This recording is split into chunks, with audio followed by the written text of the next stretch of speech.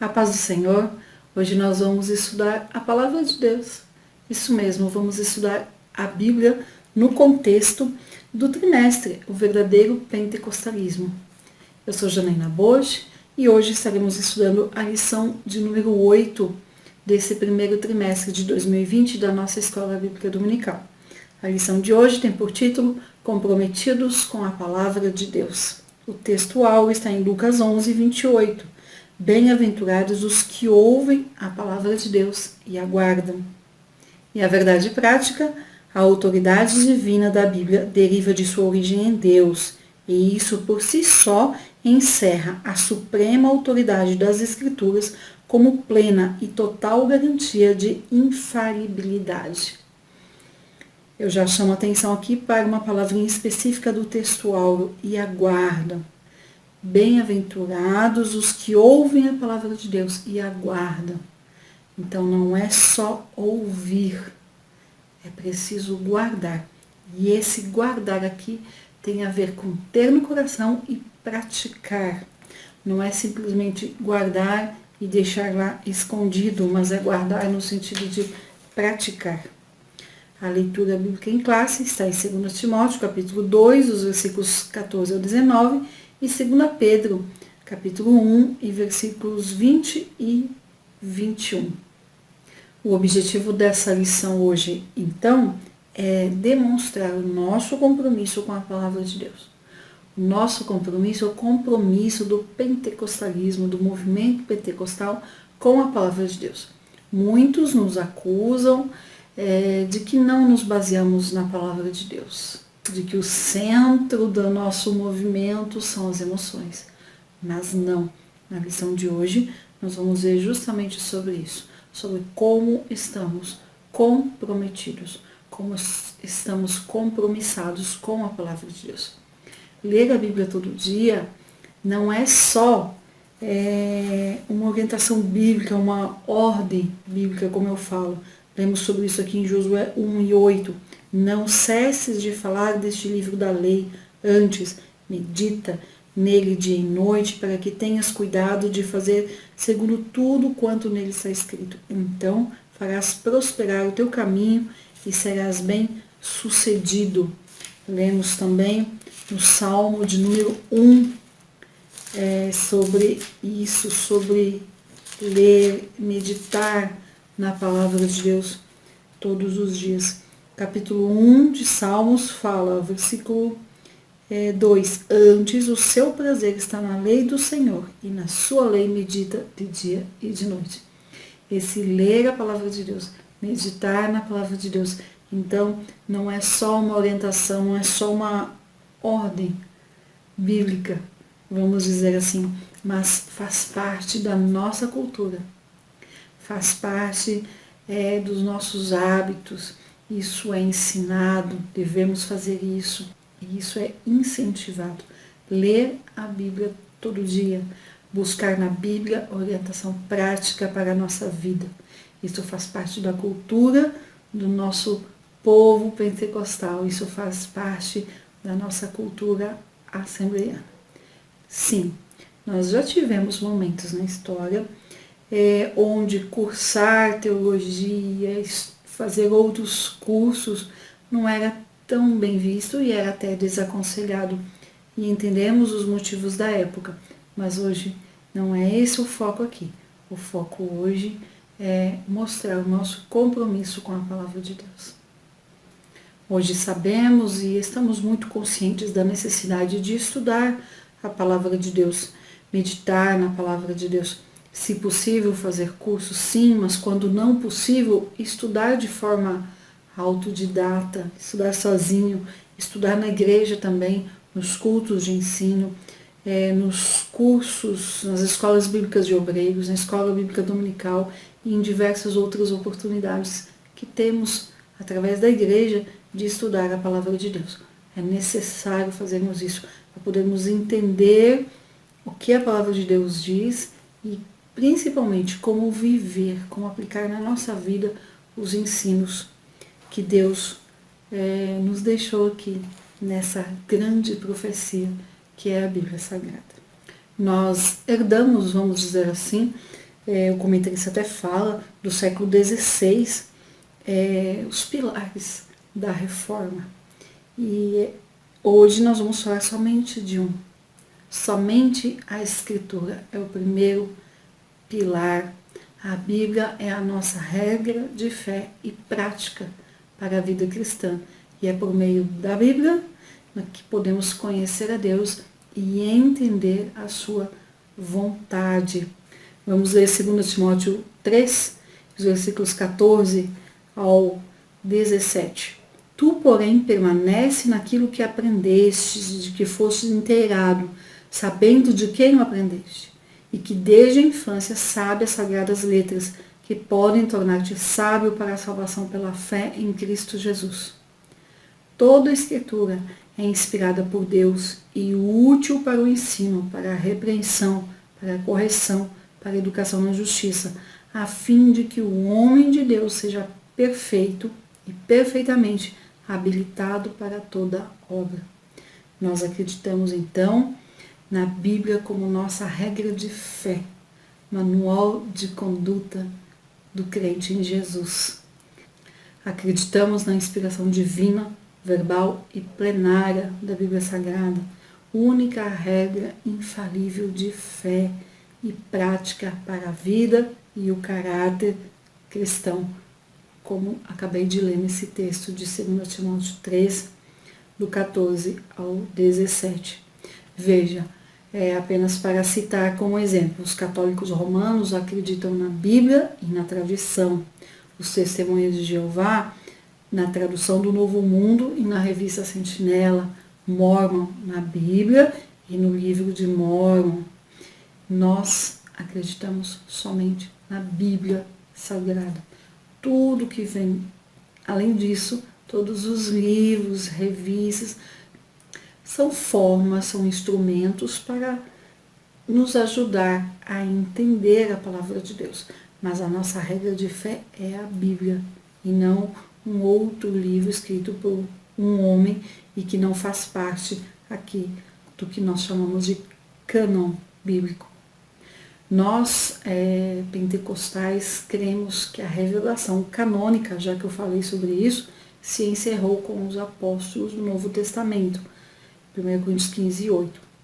E quero ler mais uma referência aqui, que faz parte da leitura bíblica em classe, que fala sobre a Bíblia como regra de fé. 2 Pedro 1, 20 e 21. Sabendo primeiramente isto, que nenhuma profecia da Escritura é de particular interpretação, porque a profecia nunca foi produzida por vontade de homem algum, mas os homens santos de Deus falaram inspirados pelo Espírito Santo. Então, é nisso que nós acreditamos. Nós não somos deístas que crê na existência de Deus sim, mas um Deus criador que criou todas as coisas e depois se afastou e está longe sem se envolver com as pessoas aqui na Terra. Não, nós somos teístas, acreditamos num Deus que criou todas as coisas e que se comunica, que se importa, que se envolve com o ser humano. Hebreus 11 e 6, nós podemos entender um pouco mais sobre isso, que fala o seguinte: de fato, sem fé é impossível agradar a Deus. Ou seja, há coisas que podemos e que devemos fazer para agradar a Deus. Se ele estivesse distante, não ia se importar de ser agradado, mas ele quer se relacionar conosco. E temos como agradar a Deus, por exemplo, com fé. Tendo fé, nós podemos agradar a Deus. O versículo fala: de fato, sem fé é impossível agradar a Deus, porquanto é necessário que aquele que se aproxima de Deus creia que ele existe e que se torna galardoador dos que o buscam. Então, nós temos como nos aproximar de Deus. Nós sabemos que ele quer se relacionar conosco. Deus não está longe de nós. Atos 17 e 27. Ele está interessado em nós, como acabei de ler aqui nesse versículo. E ele se comunica com o seu povo por meio dos dons espirituais. Atos 2, 14 a 21. Deus se comunica conosco também pela leitura da palavra de Deus. Ele se comunica conosco quando nós lemos o que Ele nos deixou aqui. Ele se comunica conosco através dos dons espirituais, através de sonhos, de visões e até coisas simples do dia a dia, como a natureza, por exemplo. Atos 2, 17 e 18. Mas a Bíblia é a palavra de Deus. Todas as outras formas de comunicação que eu citei, sonhos, visões, dons espirituais,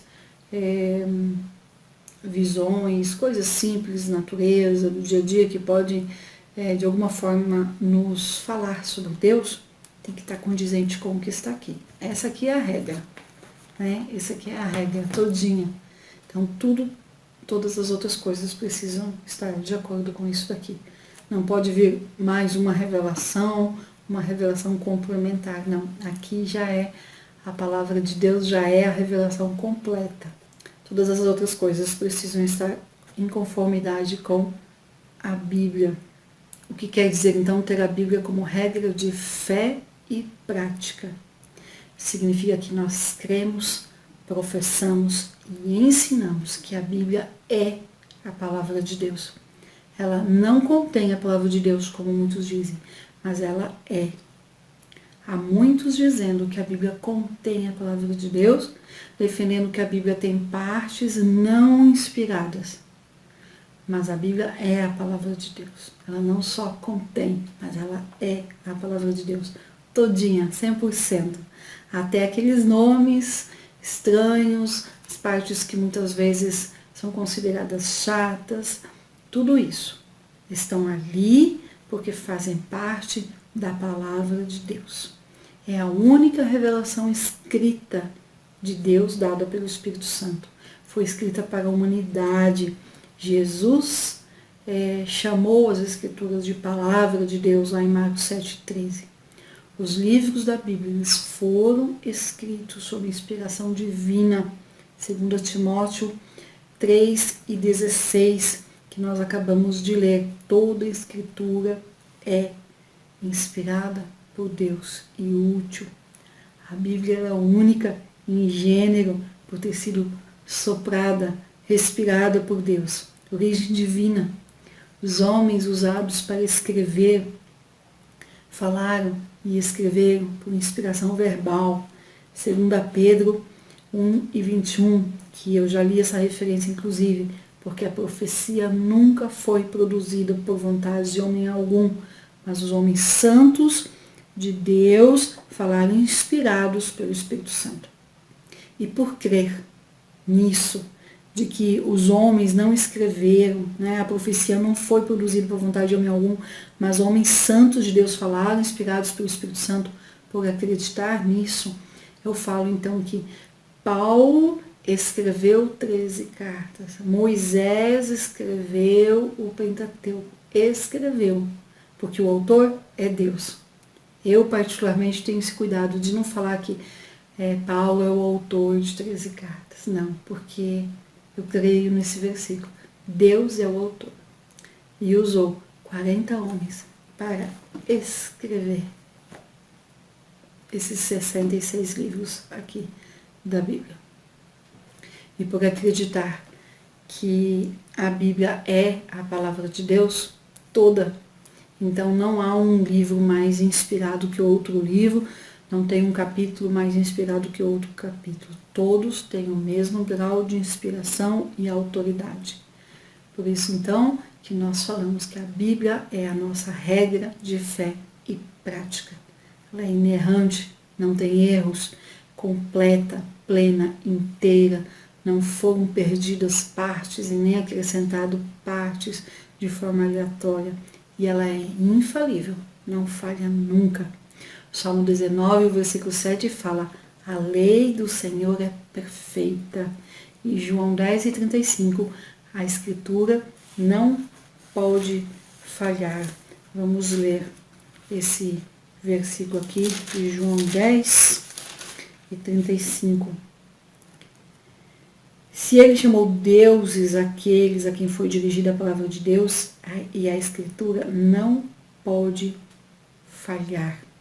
E Gálatas 1, versículos 11 e 12, Paulo escreve: Faço-vos, porém, saber, irmãos, que o evangelho por mim anunciado não é segundo o homem, porque eu não o recebi, nem o aprendi de homem algum, mas mediante a revelação de Jesus Cristo. A palavra de Deus, então, atesta a sua própria inspiração. Mas nós também temos, sim, evidências externas de inspiração da Bíblia. As profecias que se cumpriram e estão se cumprindo, a perdurabilidade da Bíblia. Durante toda a história, desde quando começou a ser escrita lá por Moisés, até aqui, o último livro escrito pelo apóstolo João. Há um poder transformador da Bíblia. João 8,32. Conhecereis a verdade e a verdade vos libertará. A verdade é a palavra de Deus. Por tudo isso, então, nós falamos que a Bíblia é a palavra de Deus e é a nossa regra de fé e práticas de vida. E comprometidos que somos com a palavra de Deus, compromissados que somos com a palavra de Deus, nós temos então um zelo pela doutrina. E o que é essa doutrina? Não é um conjunto de usos e costumes, como muitas vezes ouvimos e até aprendemos isso em alguns lugares. Não. Doutrina é um conjunto, é um corpo bem estruturado de um ensino. No caso aqui, de um ensino bíblico, um ensino cristão, um ensino sistemático da Bíblia, podemos dizer assim. A doutrina, ela reúne todo o ensinamento acerca de determinado assunto. A doutrina, então, quando falamos de doutrina bíblica, nós estamos falando de palavra de Deus, mas a experiência cristã, entendendo essa palavra de Deus e aplicando na vida prática, com o intelecto humano, dando uma estrutura, juntando, por exemplo, de toda a Bíblia, num único lugar, um assunto. Quando estudamos, por exemplo, sobre Jesus. Então, temos a doutrina de Jesus, sobre Jesus, onde nós vamos estudar tudo que envolve a pessoa de Jesus, de capa a capa da Bíblia, como falamos. E Paulo falou muito sobre isso com Timóteo, nas duas cartas aqui que nós temos, 1 Timóteo e 2 Timóteo. Falou muito para que ele cuidasse da palavra de Deus, para que ele cuidasse da doutrina. Olha o que nós lemos em 1 Timóteo 4,16. Tem cuidado de ti mesmo e da doutrina. Continua nesses deveres, porque fazendo assim, salvarás tanto a ti mesmo como aos teus ouvintes. Em 2 Timóteo 3,16, que eu já li, nós lemos, toda a escritura é inspirada por Deus e útil para o ensino, para a repreensão, para a correção e para a educação na justiça. Então, é necessário nós cuidarmos da doutrina, da sã doutrina, cuidarmos que a palavra de Deus seja realmente usada para ensinar, para repreender, para corrigir e para educar na justiça.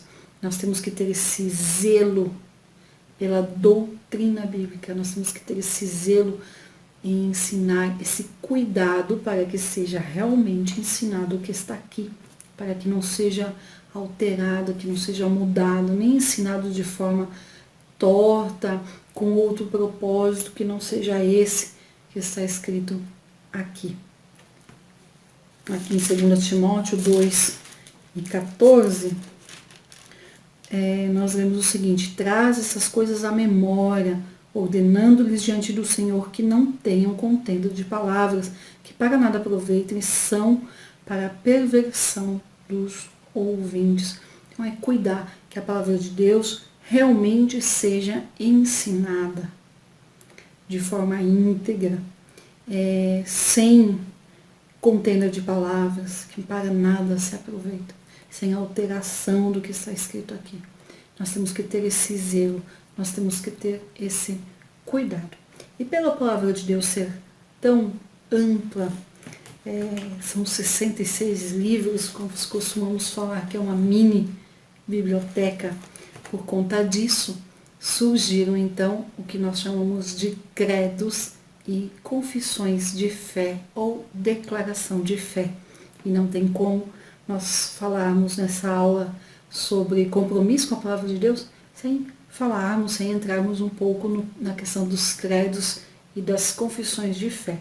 Sem, claro, entrar em tudo que aconteceu na história da Igreja de Cristo aqui, de Atos dos Apóstolos até agora, sem entrar nos detalhes, porque não temos tempo para isso.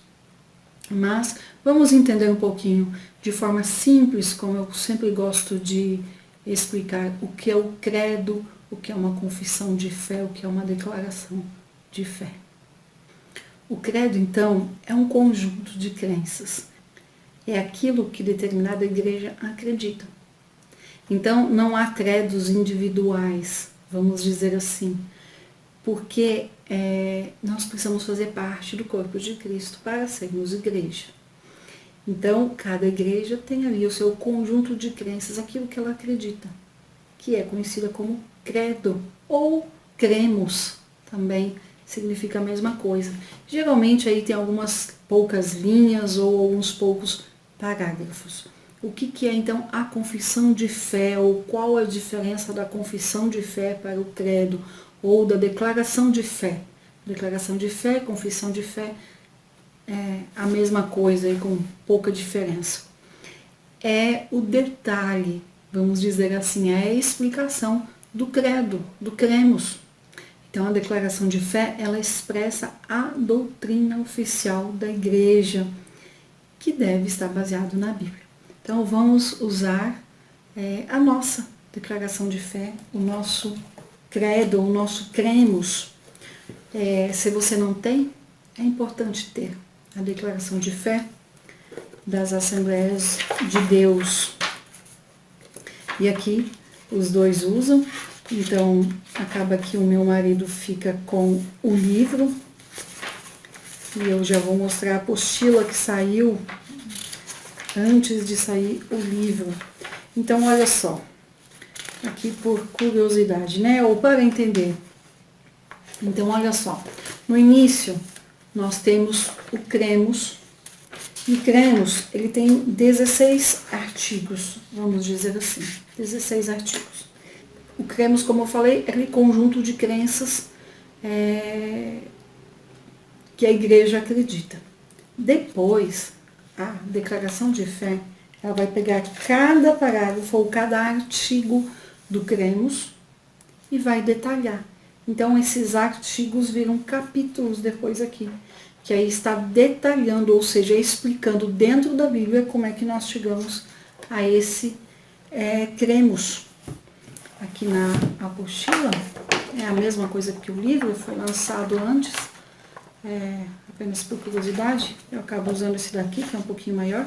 Nós temos então 16 artigos, 16 parágrafos no nosso cremos, que se tornaram 24 capítulos na declaração de fé. Por quê? Alguns artigos aqui do cremos foi entendido que eles precisavam ser mais explanados, né, de uma forma maior.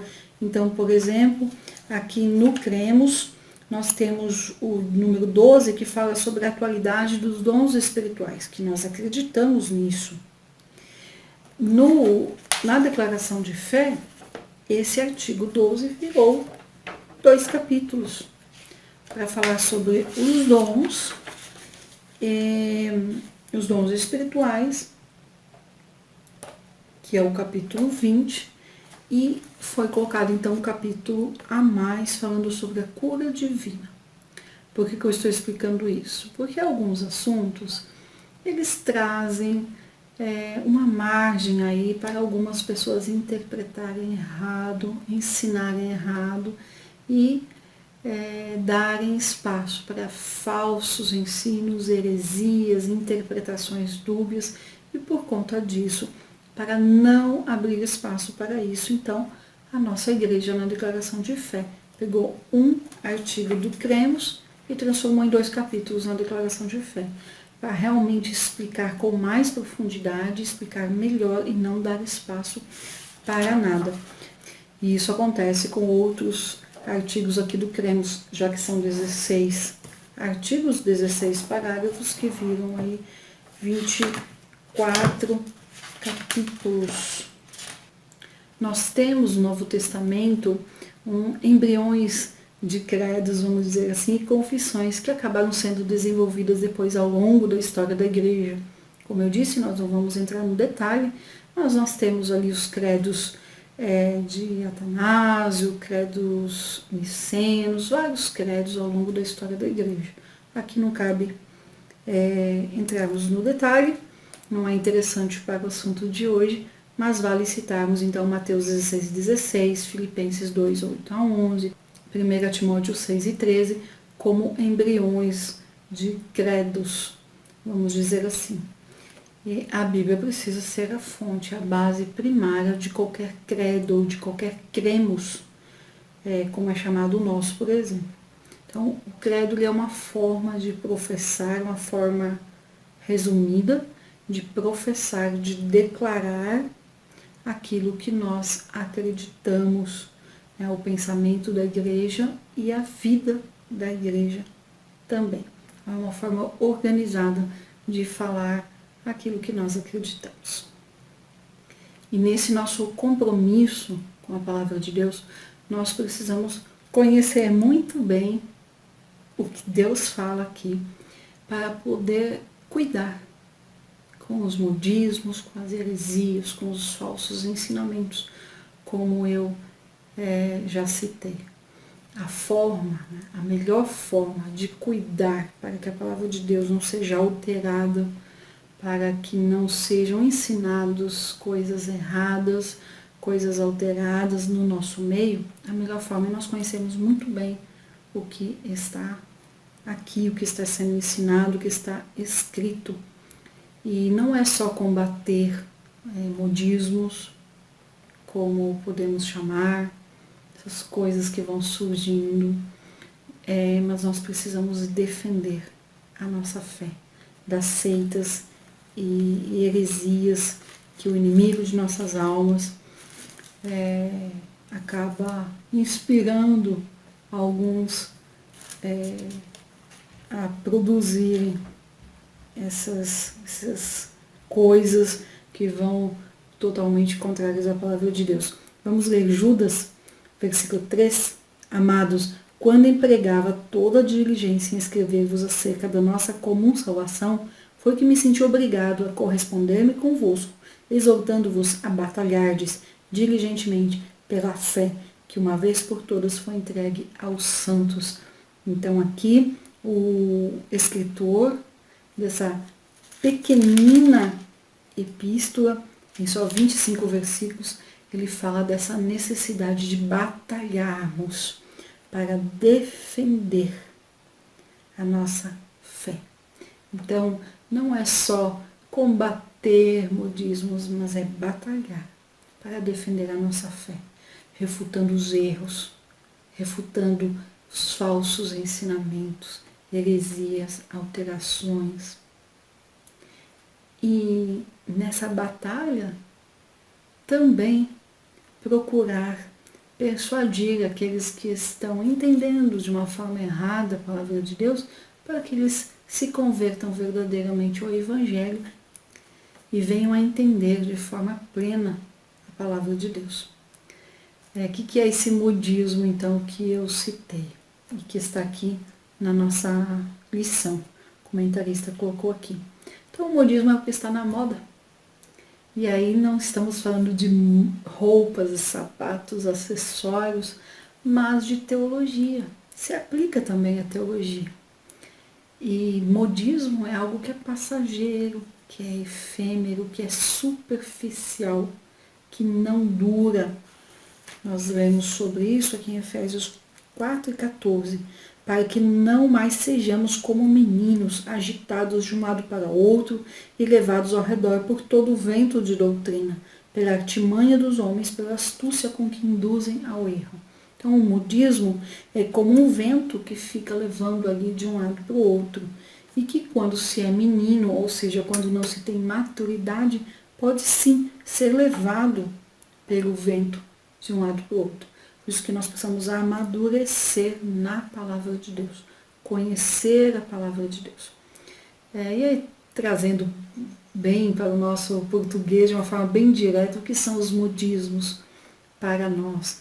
Teve esse sopro santo, caicai, né, chamado de caicai, mapeamento espiritual, maldição hereditária, G12 e várias outras coisas ali, baseados em erros de interpretação, erros de leitura, até erros de entendimento de língua portuguesa mesmo, fizeram com que pessoas criassem ensinamentos errados e assim surgissem esses modismos, coisas que vêm e vão. Quem está há mais tempo servindo a Jesus pode citar aí muitos modismos que surgiram e não perduram, porque não estão baseados na correta palavra de Deus. São ventos de doutrina, como lemos aqui em Efésios 4 e 14, baseados em experiências pessoais, em distorções doutrinárias, sonhos que não estão em conformidade com a palavra de Deus. E o que acontece com tudo isso? O povo vai perecendo por falta de conhecimento, Oséias 4 e 6, e falta de conhecimento da palavra de Deus. Por isso que o apóstolo Paulo ensinou para Timóteo, o jovem pastor, ele disse o seguinte, 2 Timóteo 2,15, procura apresentar-te a Deus aprovado, como obreiro que não tem de que se envergonhar, que maneja bem a palavra da verdade. E esse ensinamento que nós precisamos fazer acontecer nas nossas vidas, manejar bem a palavra da verdade. Em 2 Coríntios 10 e 18 nós lemos, porque não é aprovado quem a si mesmo se louva, e sim aquele a quem o Senhor louva. Então, procura apresentar-te a Deus aprovado. É Deus quem aprova, como obreiro que não tem do que se envergonhar, que maneja bem a palavra da verdade. Desde os tempos dos apóstolos, aqui no Novo Testamento, a igreja precisou enfrentar heresias, falsos ensinos e todo tipo de alterações. Nós lemos sobre isso de Atos em diante, sobre essas batalhas que a igreja precisou enfrentar para defender a palavra de Deus. 1 Timóteo 1, nós temos vários versículos falando sobre isso, no capítulo 4 também, Tito 1:9 fala sobre isso, Paulo cita muito sobre esses falsos ensinos, essas heresias. Os maus obreiros e os obreiros fraudulentos, eles serão desmascarados, eles serão reprovados, eles terão um juízo. Nós precisamos combater o falso ensino, a heresia, e não as pessoas diretamente. Nós temos que ter esse cuidado. 2 Coríntios 11, 13, nós vemos sobre isso, Filipenses 13, 2, Mateus 7, 21 e 23, é um texto bem interessante para entendermos isso, sobre ensinar as coisas erradas e ser um falso mestre, um falso servo de Deus. Olha o que o versículo fala. Capítulo 7 de Mateus, versículos 21 a 23. Nem todo que me diz Senhor, Senhor entrará no reino dos céus, mas aquele que faz a vontade de meu Pai que está nos céus. Muitos naquele dia hão de dizer-me, Senhor, Senhor, porventura não temos nós profetizado em teu nome, e em teu nome não expelimos demônios, e em teu nome não fizemos muitos milagres? Então lhes direi explicitamente, nunca vos conheci, apartai-vos de mim, os que praticais a iniquidade. Então não basta dizer que é em nome de Deus. Precisa realmente ser servo de Deus e ensinar, e professar, e viver a verdadeira palavra de Deus. Não algo alterado, não algo sonhado, não algo entendido por si mesmo, baseado em coisas que não são a palavra de Deus. Nós temos que defender, que batalhar pela palavra de Deus. E voltando aqui ao texto de 2 Timóteo, Esse obreiro que está aqui é aquele que realmente trabalha, é trabalhador do campo, trabalhador braçal. Lá em Mateus, no capítulo 20, nós encontramos esse obreiro, que é o trabalhador do campo, o trabalhador braçal. Aqui, no contexto de 2 Timóteo 2,15, nós entendemos que é todos os que se dedicam à obra do Senhor. E isso está condizente lá com Mateus 9, 37 e 38, Lucas 10 e 7, e aí falando especificamente dos apóstolos e oficiais da igreja, 1 Timóteo 5 e 18. Na declaração de fé, na nossa declaração de fé, o conceito de obreiro aqui é para todos os cargos e funções da igreja, todos. E vamos entender agora aqui também desse versículo o que é esse maneja bem a palavra da verdade. Esse maneja é saber usar corretamente, manter o curso correto de uso, usar para aquilo que foi feito para usar. E falando de palavra de Deus, então, é um ensino correto da palavra de Deus. E esse para que, esse uso correto está aqui no 3:16 de 2 Timóteo. Toda a escritura é inspirada por Deus e útil para o ensino, para a repreensão, para a correção e para a educação na justiça. A Bíblia, ela não é para atacar, mas para nos defender dos ataques do inimigo. E já nos encaminhando aqui para o encerramento desse assunto, não podemos deixar de ler 1 Pedro capítulo 13, versículo 15. Antes, santificai Cristo como Senhor em vosso coração, estando sempre preparados para responder a todo aquele que vos pedir razão da esperança que há em vós. Então, há uma necessidade de entendermos a palavra de Deus, vivermos a palavra de Deus e também saber explicar. Aqui fala que nós precisamos estar preparados para responder a todo aquele que pedir qual é a razão da nossa esperança. Nós precisamos conhecer a palavra de Deus. Lembrando que a Bíblia tem 2 propósitos. Primeiro, revelar a Deus. Então, se nós queremos conhecer a Deus, nós precisamos ler a palavra de Deus, porque é ela que vai revelar o nosso Deus. É por ela que nós vamos conhecer a Deus. E o segundo propósito da Bíblia é expressar a vontade de Deus à humanidade. Então, se nós queremos conhecer a vontade de Deus, é na Bíblia que nós precisamos ir. Tudo que nós precisamos saber para viver uma vida plena está aqui na Bíblia. A Bíblia é um livro de Deus, sobre Deus, para nós.